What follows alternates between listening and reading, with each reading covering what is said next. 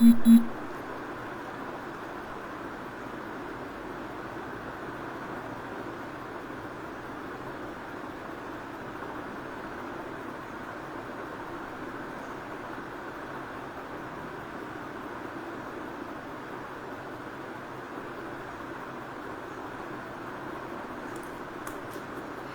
and a very good evening. Welcome to the Dare Act Conversation series powered by the Grey Matter.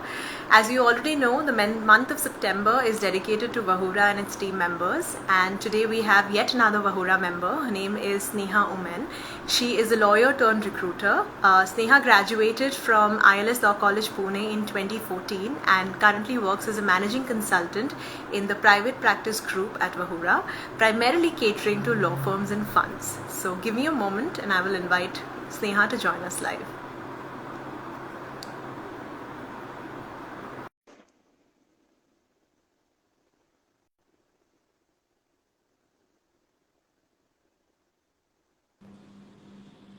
Hey Sneha, how are you doing?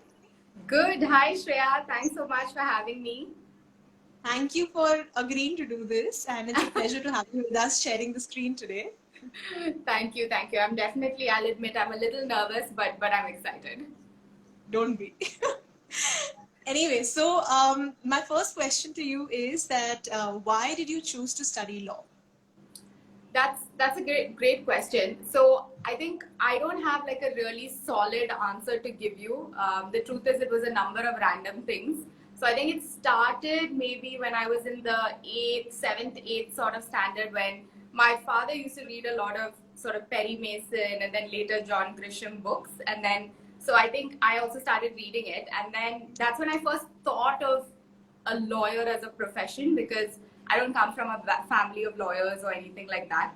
And then a little bit later, once I got to my like 10th standard, two people who I was very close to, one is a family member and one is a family friend, they actually joined different law schools, and I think that really piqued my interest, and I thought, okay, this is something I can legitimately do. So that's how sort of CLAT prep and then law school happened.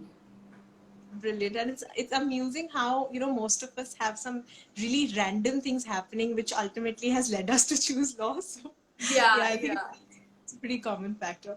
Tell us about some highs and lows that you experienced in your 5 years at law school. Okay. So I will definitely maintain that my 5 years at law school were probably one of the best 5 years of my life. I made so many memories, so many life experiences, and most importantly, met some amazing people. Although I didn't end up doing law, but it was a great time. I think the highs were definitely just where I went to law school. I really enjoyed being at ILS.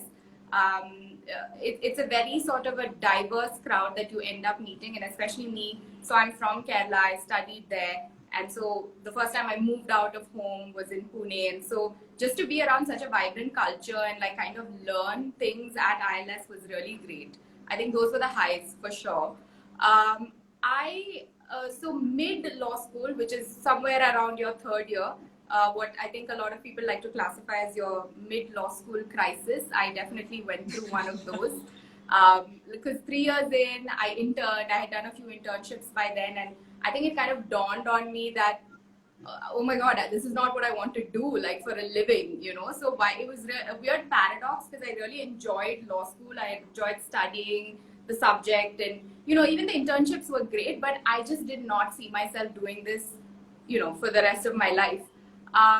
So there was a period of a lot of confusion where I even thought about potentially leaving law school. So we have this option, and I think a few other law schools have it, where you can kind of finish 3 years and then you take your bachelor's degree, and then people go on to do different things. So I was like, should I just do that? Like maybe pivot to do like a MBA or something like that.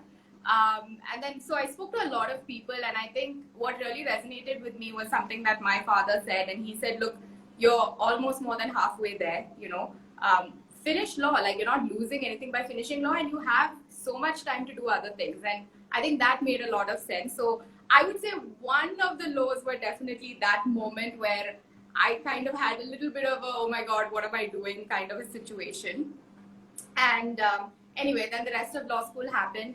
Internships were great. I think I got the opportunity to intern with a couple of different places. So I did some sort of top law firm interviews. I worked with a couple of in-house places. I even worked with an independent practitioner. So I think I made sure I got a good flavor of what was out there. And I always truly I enjoyed all of my internships, and actually funnily enough a lot of those people that I met in those internships are now contacts and in my network today at Vahura, which is really cool to look back and be like, okay, I used to work with you as a student, so that's cool. And then come my final year, by that time I had clarity that, yeah, I'm not going to do mainstream law. I was very, very sure about it. A little too overconfident, I would say. So much so that I was like, I mean, I'm not going to sit in for PPOs. Like, who even cares? I'm not going to interview or anything. So to everyone watching, do not recommend. I think take advantage of all the opportunities you have. So yeah, so that's kind of was my law school sort of evolution, I would say.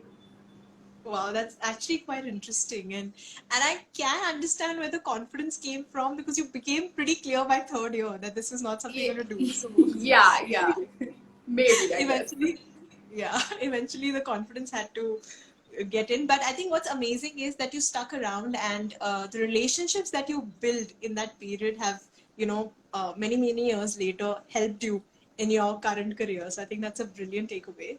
Tell us, what did you do after graduating? So after graduation, there was like a 6 to 8 month period where, again, I was kind of floating around. I wasn't really sure about what my next step should be. Should I study further? Like I said, I did at that point have some MBA aspirations and stuff. Or should I maybe try to get some work experience? Again, I'm a big believer of like trying to seek as many people's opinions as possible. So I did speak to a lot of people. And I think almost everyone told me the same thing. They said you need some work experience before you do something like an MBA. An MBA without work experience doesn't make a lot of sense, which I thought made sense. So then was the question of, okay, so what do I do now?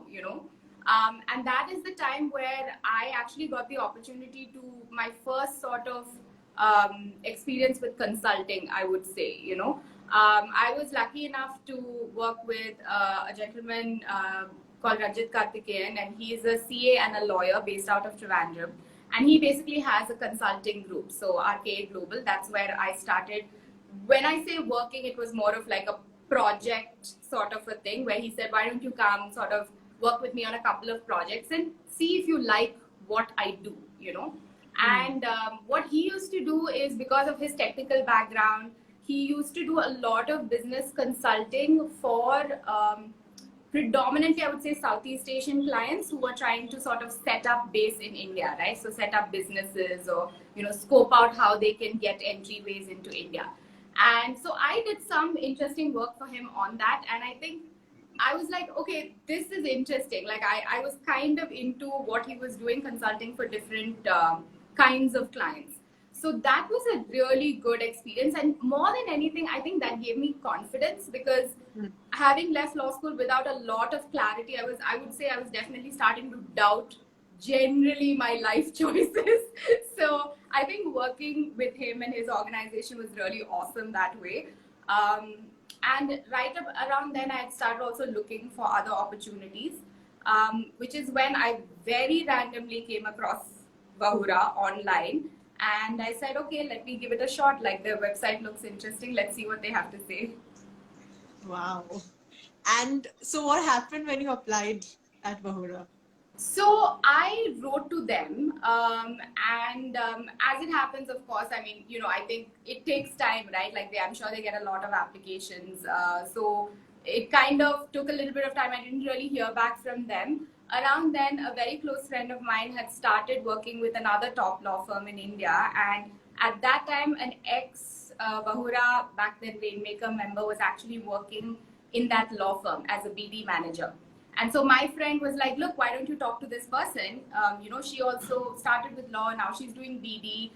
She can just help you. Like, she didn't know the connection. My friend didn't know the connection, but she was like, speak to her. She can help you just gauge, maybe what you can do next. And I got in touch with that particular person, and she surprisingly she also ended up connecting me with Vahura. You know, she said, you know what, like after talking to you, I feel like you would really fit in with Vahura. So let me also connect you. So I would say it just kind of converged in a nice manner for me, and yeah, they ended up calling me and interviewing me, and thankfully taking a risk and giving me a job.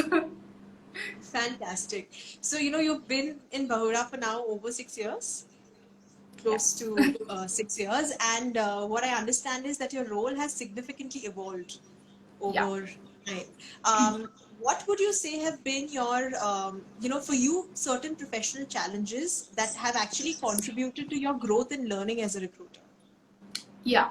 So I think when I came into Vahura, it was definitely a really interesting experience because I was kind of, I would say, thrown into the deep end a little bit at that point.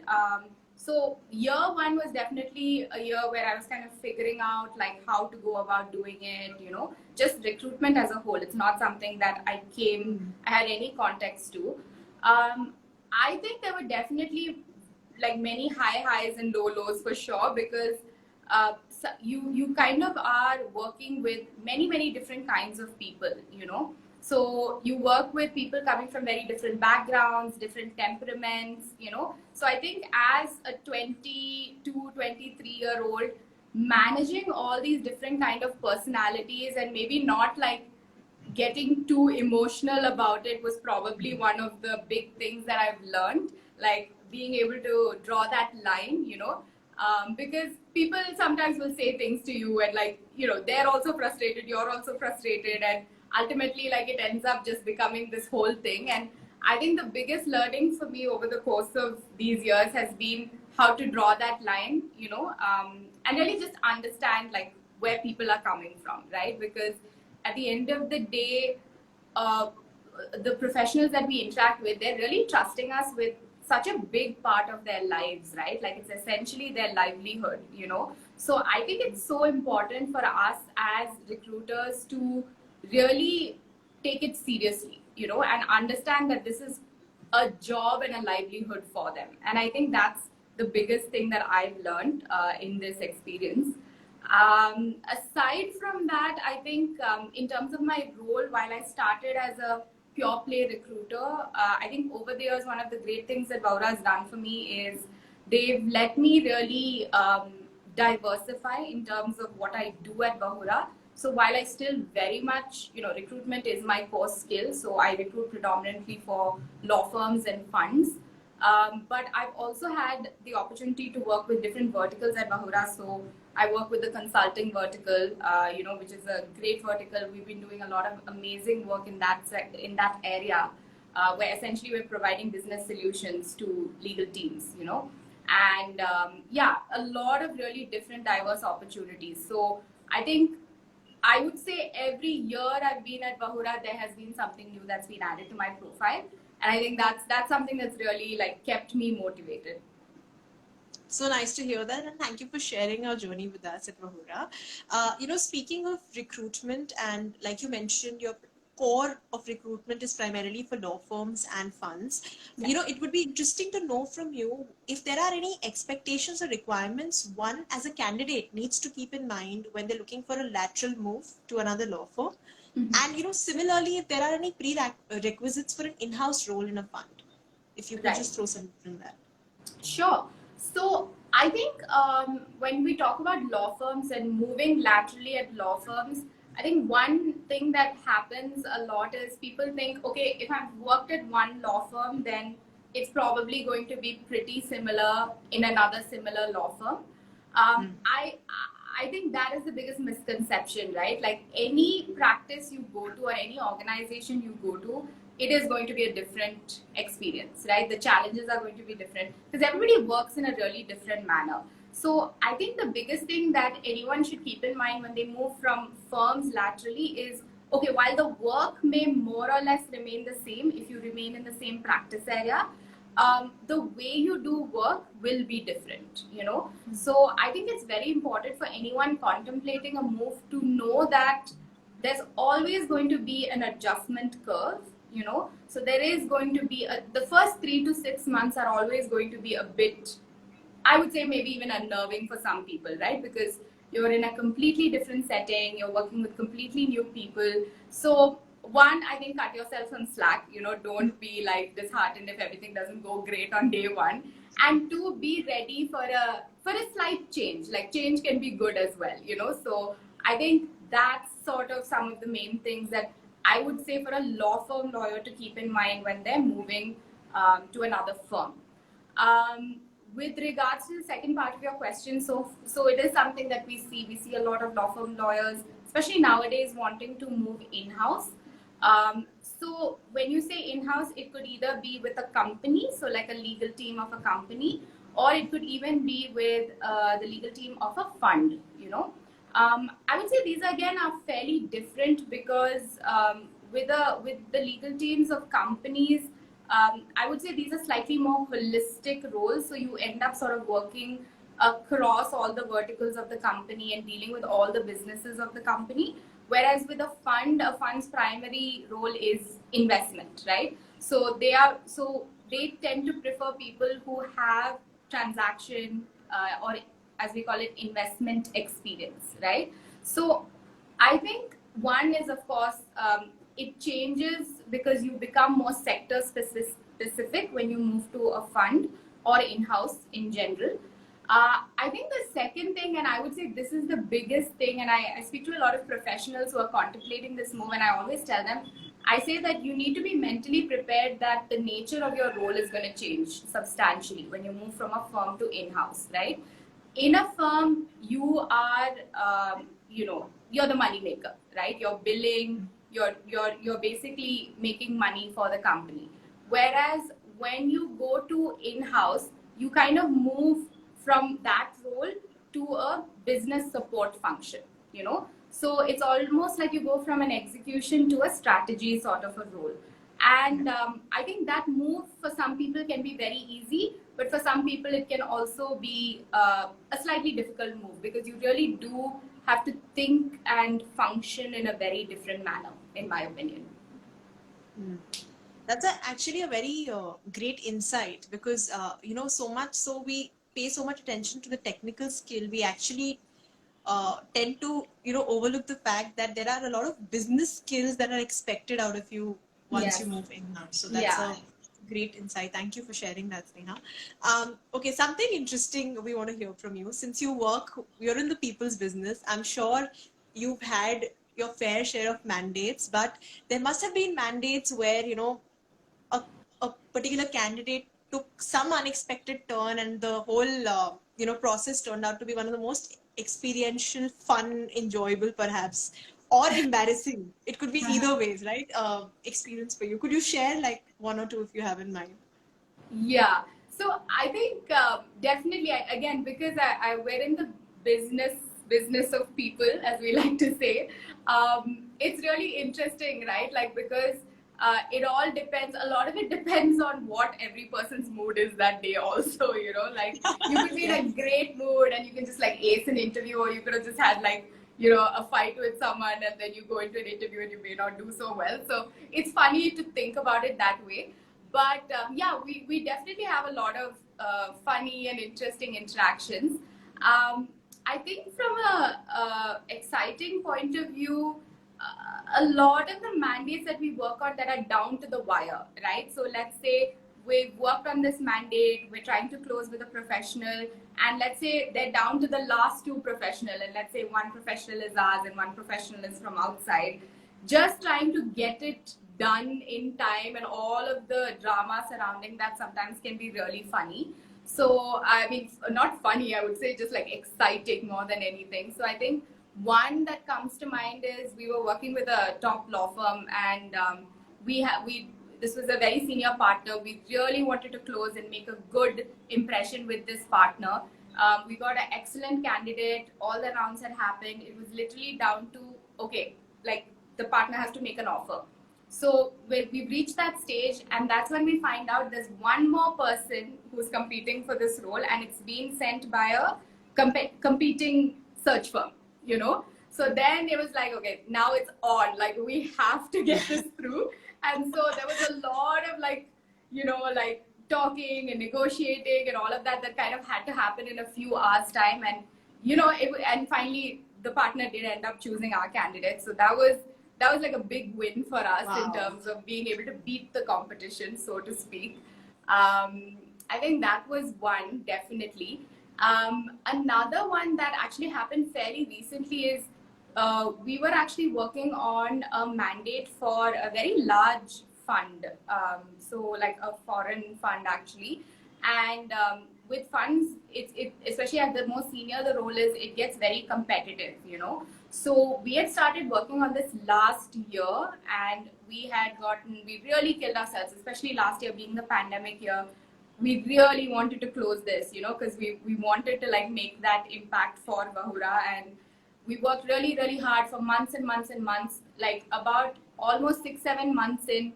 Finally, the client comes to us and they say, you know what, we know who we want to pick, but we're so sorry, we've just frozen hiring, And that was such a punch in the gut for us, because we had worked so hard. Even our candidate who we were working with had worked so hard. So we were like, okay, I guess it's gone.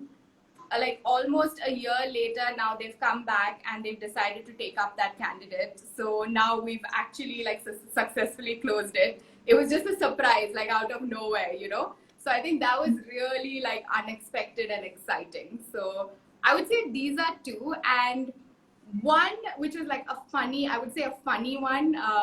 So this was a couple of years ago. We used to have this candidate whose mother would call us consistently, And so we've never spoken to the candidate. It's always this candidate's mother who would keep calling us and be like, my daughter really needs a job. And we're like, can we speak to your daughter? Like, is that an option, So we come across funny things like this also sometimes, but it's all good. That was a lot of fun. Thank you for sharing that. And it just reminded me of this one incident. So my father's in the army, and he tends to get a little overprotective sometimes. And we're very used to army school, so the environment has been all defense people, even the army school.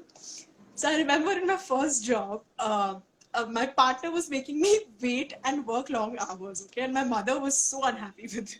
So in the moment, my dad is like, make me speak to your partner. I will talk to him and I will tell him this is not doable. And I was like, you cannot do that.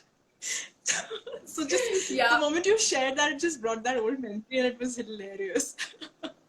I know, yeah. So it's there are a lot of overprotective family members that sometimes we have to deal with, but it's funny, yeah. Brilliant. Okay, so speaking of law firms, can you shed some light on the importance of attitude in a workplace, keeping in mind the law firm culture, law firm environment, considering that you've done a lot of hiring and closing at senior level? So how important is attitude, and what sort of attitude is expected in a law firm environment? Yeah, no, great question. So I think this is one of the things that is probably the most important thing, A law firm is such a high stress environment to work in, You're working with really high engagement clients. You have very tight timelines that you have to work around. You're working late hours, and definitely emotions run high, right? Like that's a given. So one thing that we've noticed, personally, I've really noticed is, if you look at people who've been in the system for a while and those who we would classify them as superstar professionals, right? They actually sometimes may not even be professionals who've been to, let's say, the topmost law schools or, have got the highest marks. I would say they're usually the people who have, that winning mentality, right? Like they are good team players. They're ready to like do the hustle, like, get the job done.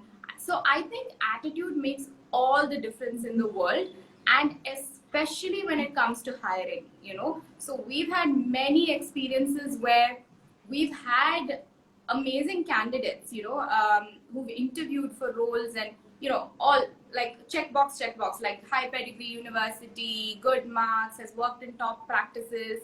But we've actually gotten feedback that while on paper they're good, maybe, the way they were addressing people in the interview, or some of the things they said, or, their general demeanor was maybe not what that particular client was looking for. So, yes, you have to be good at what you do, you have to work hard, all of that. But I think also being empathetic, a good team player, and just someone who's good, I think makes a huge difference. So I think attitude plays a huge role in really making it to the top. Very interesting. Tell me, as a recruiter, especially when you have time-based mandates to close, how do you analyze attitudes so quickly? Like, is there a particular strategy that you follow? How does it work?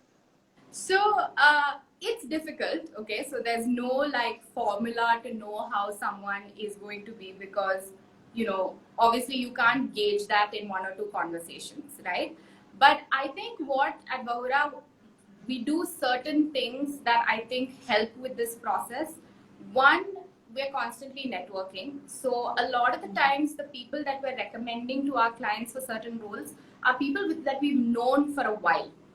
So it's not that we've just gone on LinkedIn, like found someone and, recommended them. We've interacted with them. I would say a good 80 to 90% of the time we have met the candidates. And I only say 90% now because of the pandemic. Prior to that, I mean, almost 100% of the time we have met the professional and spent time, because there's nothing like looking at someone face to face and having that conversation. That's very telling. So that's another thing that we really do. We take the time to meet people, connect with them, talk to them multiple times before we make a recommendation. So those are some of the things that work well for us. I would say, aside from that, there are always small things that you can kind of gauge from them, right? Like, how much do they value your time? If they say we're going to call you at a certain time, and then they ignore you, and then they just call you whenever. So there are small, I think, things that you pick up on the job. But by and large, I would say these first 2 to 3 things are things that we take very seriously to make sure that we have the right kind of people as well. Very interesting. Another thing that I want to ask is that, the hardest part, I feel, as a recruiter, when you're, like you said, right, you hold a responsibility because you're trying to get someone a job, which is a very, very big deal.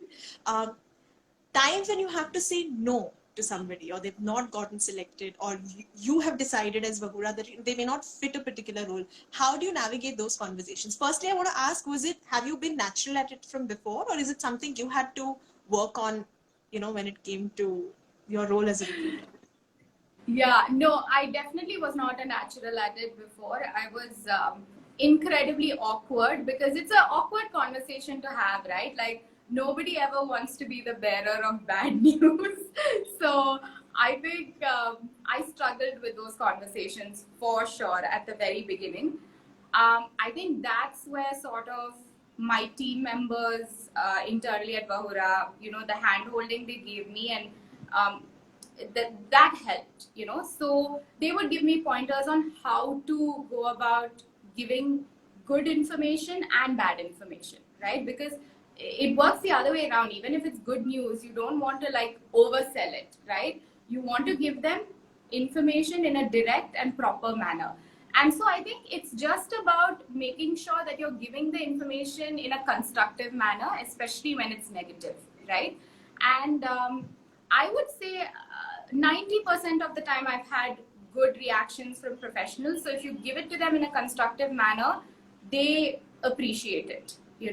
And they'll say, okay, I understand. Like, I will take it on board, and maybe I'll try to work on it next time. There definitely are a few who don't take it too well.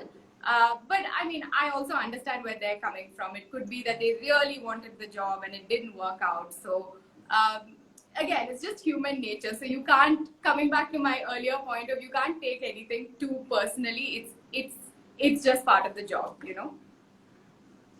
Very interesting. And just by, even though you may have given a little bit of snippets from your life, we can only understand how far you must have come, because it takes a lot of time to actually work on these skills again and again and again, and it's not easy. So thank you for sharing that with us. Before we end this conversation, I have one last question to ask you, Sneha.